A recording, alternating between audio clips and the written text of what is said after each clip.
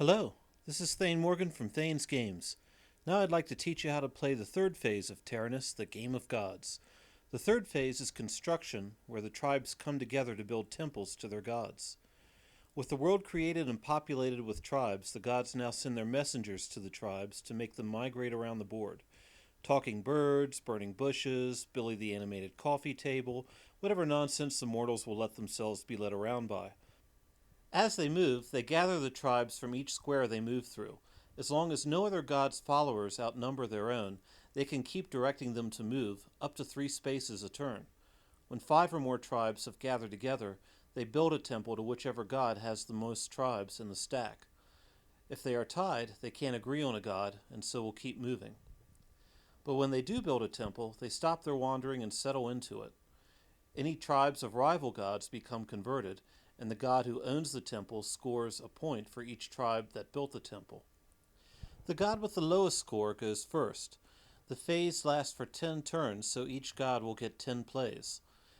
After the last turn, each god scores bonus points based on the numbers of rival tribes they converted, and the god who converted the most scores an extra 10 bonus points. These temples become the focus of the final phase of Terrenus, which is war.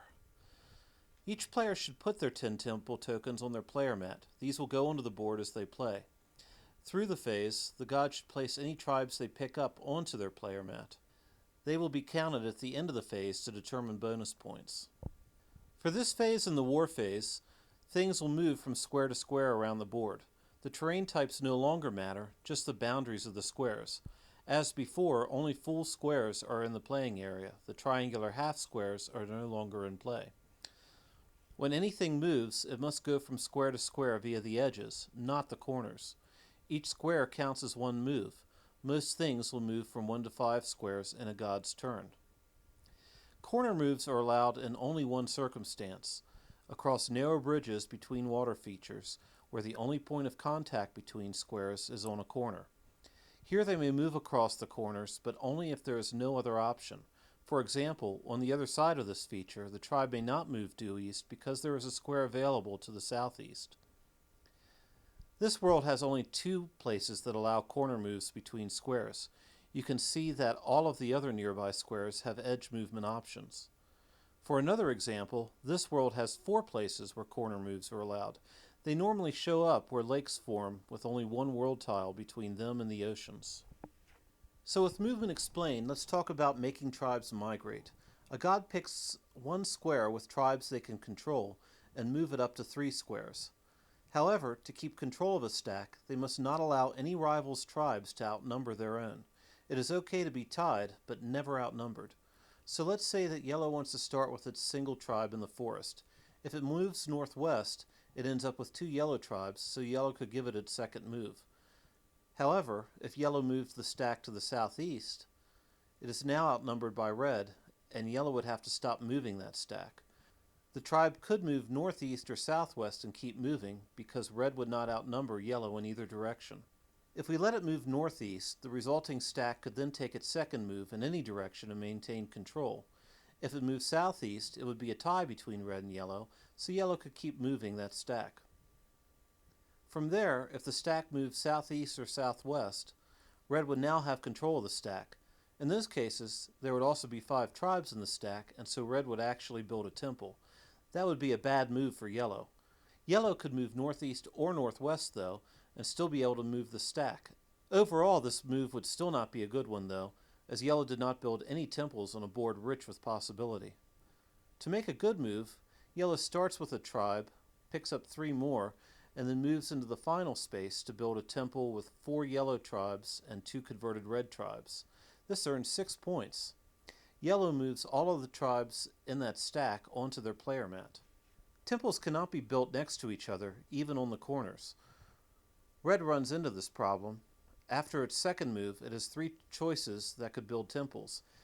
If they go northwest, they have enough tribes to build a red temple, but it is next door to another temple, so it wouldn't build. Going northeast would be no better. However, if it goes southwest, it picks up 1 more red token, and it is away from the temple already on the board, so it can form a temple there. This earns 5 points, as 5 tribe tokens were picked up and placed on red's mat. In practice, this means the game world fills up fairly quickly with spaces where temples cannot be built.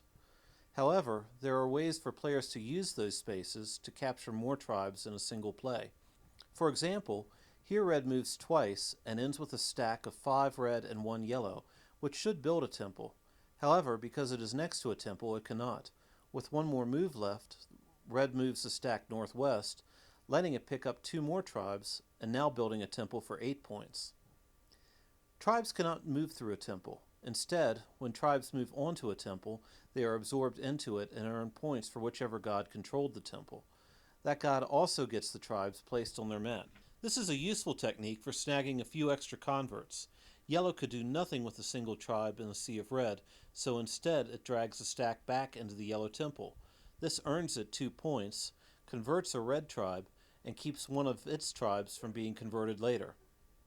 Play proceeds for 10 turns, or earlier if all the tribes are gone. If a god has nothing to move, they are skipped. At the end of the phase, the gods count up the number of rival tribes they converted on their player mats and earn 1 extra point for each of them. The god who converted the most rival tribes earns 10 bonus points. If there is a tie for most conversions, those gods with the highest number each earn 5 points. Finally, all the remaining tribe tokens should be removed from the board. The board should start off the next round with only temple tokens on it. All the gods should return converted tribe tokens back to their original owners. And that's the construction phase for Terrenus, the Game of Gods. The world is now set for the final cataclysmic battle in the war phase. Please watch the war phase video to see how Armageddon plays out.